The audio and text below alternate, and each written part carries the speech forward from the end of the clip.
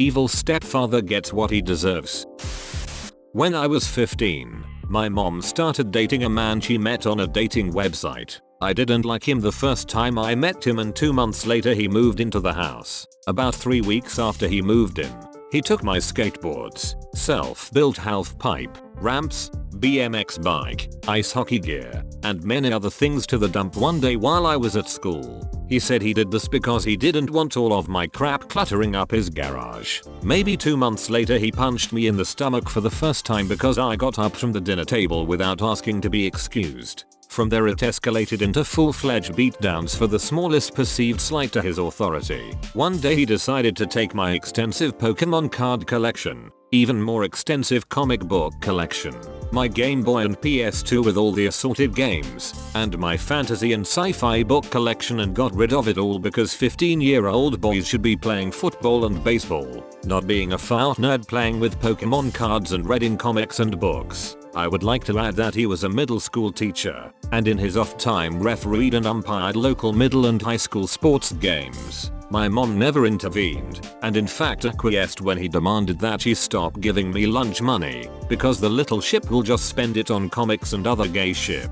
One day, I took maybe $3 and change out of his change jar so that I could buy a slice of pizza and some fruit punch during lunch at school, because I was tired of being hungry. My twin sister was always a bit of an a-hole, and frequently blackmailed me into doing her chores from a young age. I was fed up and refused to do something, so she told him what I had done. This man actually called the police and pressed a larceny charge against me, and once the police had left, proceeded to beat me senseless. At that point I ran away. When the cops found me and returned me to my home, I found out that he had been trying to talk my mom into sending me away to military school or something of that nature. I ran away again, and between having run away several times and a larceny charge ended up turning 16 in juvenile detention. I spent the next couple years miserable and afraid, frequently contemplating suicide. Once I was out on my own, I didn't speak to my mom for several years. We eventually reconciled, and by that point they had married. I was a lot bigger than I had been as a young teenager, and had gotten into weightlifting, so he no longer acted like he was going to punch me to make me flinch, much less actually hit me, and we basically avoided each other for the most part. My mother found out that she had stage 4 cancer, and no longer wanted to waste any of the time she had left with him. So she had a lawyer draft up a separation agreement whereby he would receive a set amount of money upon separation, and would have 45 days to retrieve his belongings from the house. He had spent his entire inheritance in 6 months and then had to sell his mother's house that he grew up in order to settle his debts shortly before they started dating, and my mother bought the house back from the bank before they married. She allowed him to keep the house and he moved back into his mother's house. My mother passed away about 9 months after their separation, and despite the agreement had been allowing him to come and get his stuff piecemeal, I put an immediate end to that. He was past the deadline to remove his personal effects and they were now legally mine to dispose of as I saw fit. I sold his baseball card collection, around $14,000, and his autographed sports memorabilia, roughly $11,000, and also sold all of his woodworking equipment, along with several finished pieces of furniture that he had made, $6,500 I think. I kept his mother's engagement ring, platinum band, 3 diamonds, roughly 2 carats, wedding band, his coin collection. I also collect coins, and some tools and other odds and ends. Now comes the real fun. Around a month ago I finally saw him at the grocery store. As he was leaving I approached him. I told him I had sold his collections as he was pushing his cart out towards his car. He reacted exactly as I expected. He took a swing at me multiple times. I already had my phone ready to dial 911.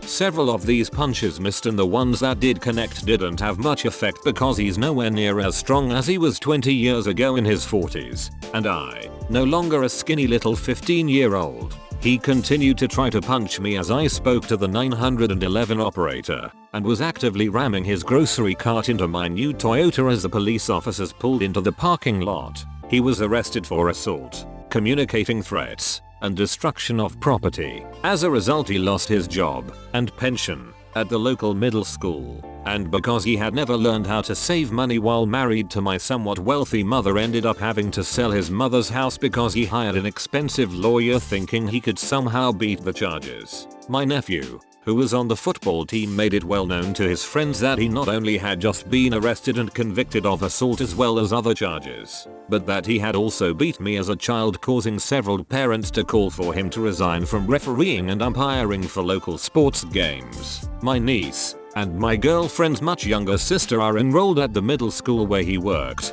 and say that he was not only universally disliked, but when he came up to the school to get his belongings, he made a big scene and ended up hysterically crying as he was leaving.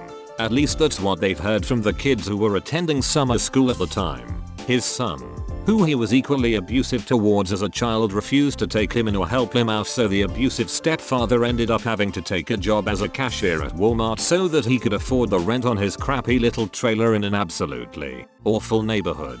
Even though that Walmart is not the closest Walmart to my house, that is now the only place where I go grocery shopping or to purchase anything that I need. I purposely stand in line longer than I need to just so that he can be the one who has the pleasure of ringing up my purchases. The first time I went through his line, he attempted to ring up multiple items more than one time to overcharge me, and when I called him on it, he said that I was mistaken. I asked for a manager, and the manager believed him that it was an accident, but he learned that he can't get away with that. The second time, I made sure to be as nice as possible and had to ask for a manager because he was overwhelmingly rude. The people in line behind me backed me up and he got in some trouble for that. Every time I go there and step into line, I see him die a little bit inside, and it gives me such satisfaction. Sometimes I'll say that I'm paying with exact change, and as I'm about to hand him the money I'll say, "Oh, I didn't realize I had rare coin from his collection in my pocket.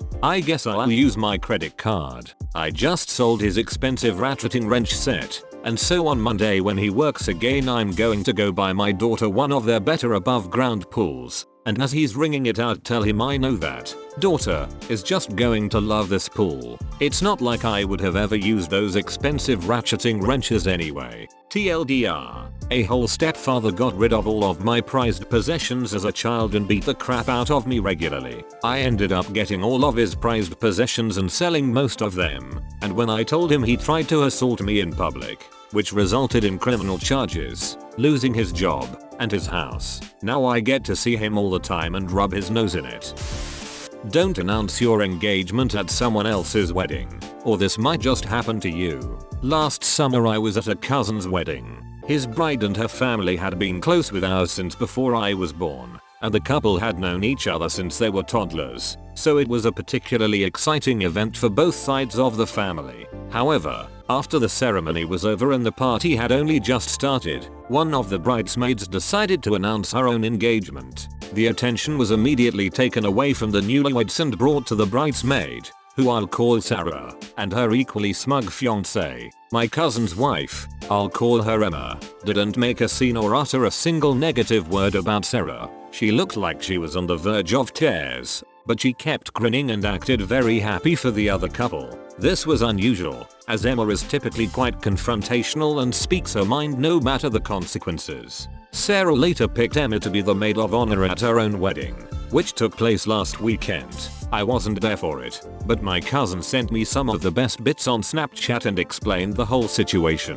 This is where the fun begins. Emma's two much younger sisters were the flower girls at Sarah's wedding. At the very last moment, Emma switched out the white petals in their baskets to blue ones she had secretly brought with her. She told her sisters not to say anything about it or let the bride see them until it was time to scatter them down the aisle. Sarah looked very confused upon seeing the blue petals, which didn't coordinate whatsoever with her theme, but of course she didn't say anything about it in the moment. Most of Sarah's other bridesmaids were also Emma's friends, had attended Emma's wedding, and were in on Emma's scheme. At the reception, Emma's sisters and the other bridesmaids were tight-lipped when Sarah began demanding to know why there were blue petals. The wedding planner ended up getting a lot of abuse for not checking the flower girls' baskets before they walked down the aisle. Finally, it was time for the speeches. The speeches took place in front of a massive screen, displaying a loop of photos with Sarah and her husband, which had been compiled by Emma.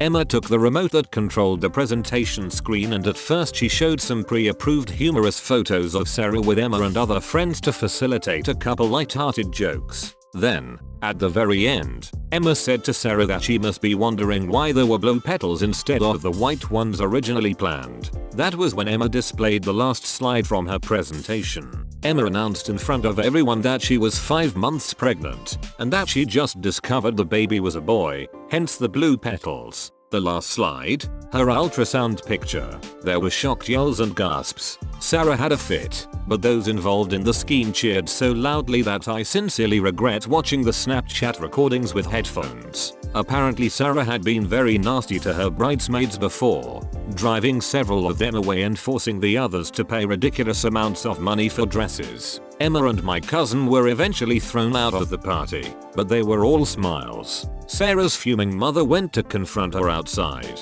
and Emma retorted with, "Gentle, gentle, I'm pregnant." I reckon Sarah doesn't speak to the majority of those bridesmaids anymore. TLDR, self-important bridesmaid announces her engagement at my cousin's wedding, stealing the spotlight from him and his bride. Said bridesmaid foolishly names my cousin's wife her maid of honor and behaves like a complete bridezilla. Cousin's wife sabotages her wedding to announce her own pregnancy. Thanks for watching. Like and subscribe for more Reddit stories, posts, and comments.